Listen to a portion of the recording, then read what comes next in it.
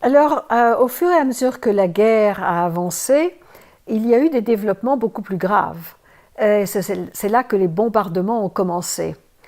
Alors, il faut bien comprendre que les bombardements n'étaient pas faits par les Allemands. Les Allemands ne bombardaient pas la France, au contraire. Ils voulaient que la France reste intacte, ils utilisaient les usines françaises, ils utilisaient les chemins de fer français, les routes françaises, les ponts français. Donc c'était très important pour eux que ça reste comme ça. Et ça a été probablement la grande idée géniale des armées alliées et des armées anglaises et américaines, c'est de bombarder la France. Donc, quand les bombardements ont commencé, les bombardements étaient faits par des avions anglais et des avions américains. Et c'est assez difficile à comprendre, et c'était difficile à comprendre pour la moitié de la population. La population qui avait décidé de collaborer avec les Allemands pensait que c'était une horreur que les Américains et les Anglais viennent bombarder la France. Mais c'était très important pour le développement de la guerre. C'était génial militairement parce qu'ils ont coupé les ponts, ils ont bombardé des ponts, donc les camions de munitions ne pouvaient plus passer.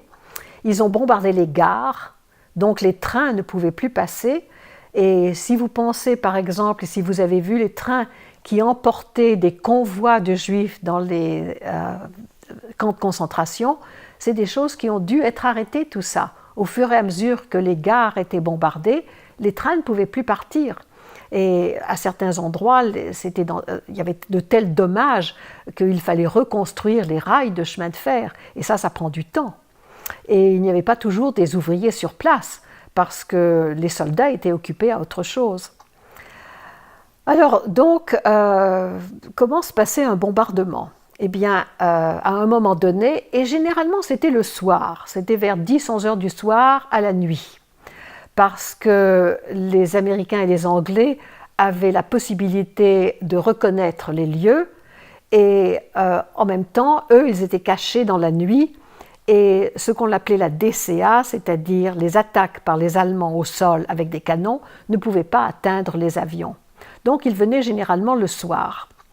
Alors, la nuit, à 10-11 heures, une sirène sonnait et on savait que c'était un bombardement qui était annoncé. Quelque part, on avait repéré des avions, on avait prévenu la ville, les avions arrivaient. Alors à ce moment-là, on nous sortait du lit, sur nos pyjamas, on mettait des manteaux et on quittait la maison et on quittait la ville et on partait à l'extérieur dans la campagne.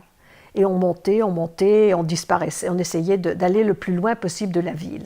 Mais quelquefois, on avait un point de vue, on pouvait se retourner, et on ne voyait pas les bombes tomber, mais on voyait quand elles atteignaient la cible, et on voyait les flammes et les incendies qui partaient à toute force dans le ciel, et c'était véritablement terrifiant.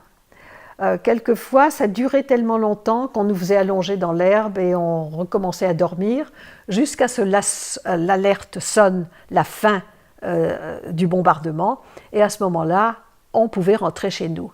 Et quelquefois, nous avons eu toujours beaucoup de chance parce que nous sommes rentrés dans nos villes qui n'avaient pas été bombardées.